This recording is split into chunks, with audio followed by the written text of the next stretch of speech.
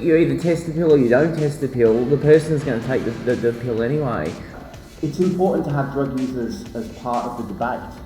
I think we should be putting all drugs in the same frame. Psychoactive substances. It's a new word. The nonsense about people flooding to Portugal to use drugs, it just didn't happen. It just did not happen. Why do you think that police have to have this ownership? It's a matter of finding common ground with others, with the police, with policymakers, with bureaucrats. We know more about the risk factors and protective factors in health and well-being as children grow up than we've ever known before, and yet the life expectancy of our young people is less than ever before.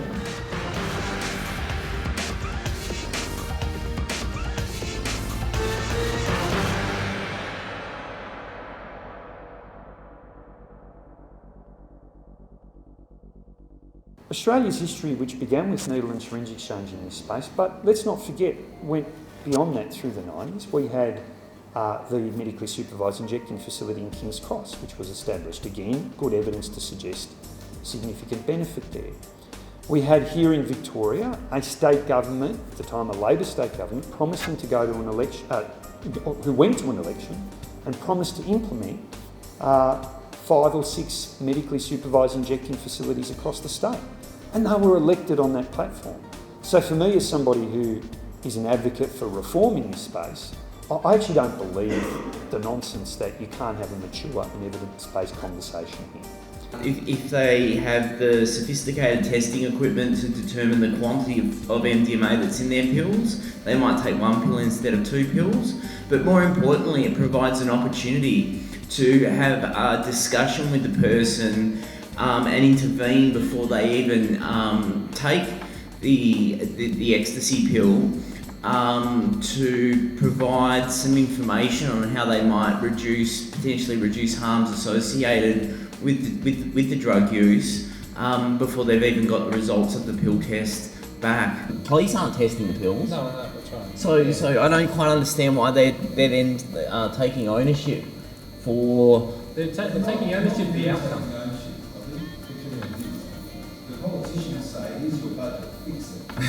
It's not the police take, it's not, I don't know what the police want. And I think that's exactly the problem, Peter, is that they hand over the money and they say, this is your problem, now you go fix it. That's the paradigm that we're working in, that's where the budget goes, that's where the money's being spent. And the problem with risk, full stop, is that it's really short-sighted. We're not drawing anywhere near a long enough bow. If you think about if we implement pill testing and we have this conversation 5 years away from today, we'll have a whole another mass of evidence to say that we've saved lives in the same way that we implemented needle syringe programs in the 80s, and we arrive here and we can speak to the unconverted and say we're saving you money. Every time we spend $1 on one of these, we save X. But we've got to be brave enough to take the step and do it in the first place. There's so much of a reliance and expectation on policing to deal with the problem and solve the problem. You know, more recently there was a move, in fact the council looking at CCTV cameras down in Victoria Street. And we had a meeting about it, and I said to the local police, I said, okay, so you're going to have someone sitting in a police station watching everything that goes on down in Victoria Street with the expectation of all the business owners that you're going to deal with all those problems that are on those cameras now. And he said, yeah, you're right. And I said, well, good luck with that.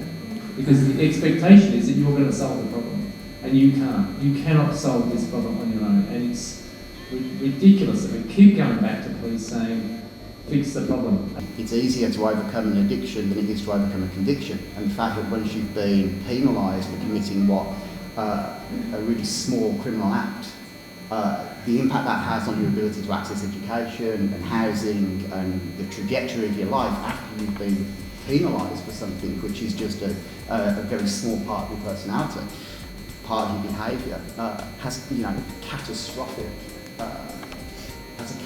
impact on the trajectory of your life. If we continue down the road that we're on, which is diverting all of those resources towards policing, particularly of individuals, the cost of that is that we can't provide the care and treatment that those individuals need when they come to see us for help. And we all know There is a very narrow window in which to act when someone comes to seek treatment. Which would you rather, that a pregnant woman not have any assistance, any services at all, not have any support, not have a roof over her head, continue to experience domestic violence, continue to use substances and not have alcohol and drug treatment, and not have any idea about what's going to happen to that baby? Or would you rather actually engage that woman in services? And it can be hard because they're frightened to come, they're frightened of what to expect, they're frightened of the prejudice that they will be, that they may experience. But I would far rather see those women engaged in services that can help them along the way. So through treatment, good treatment, we're trying to enable people to develop the resources, skills to participate in healthy relationships, in work, etc., and to develop a real sense that their own self-care is worth investing in, and there's opportunities and hope for the future. So it's, I think, incumbent on us to communicate better what treatment means and is, and maybe the word treatment's not the best way to frame it, in fact. Our language has to really change. Even drug user. People who use drugs. People who use drugs. And I think as a sector we should really get together on this, because if we change the language within our organisations, it flows onto the people under the organisations, flows onto the families, and sooner or later it'll be the language that even the adults, some might try to intend. Yeah.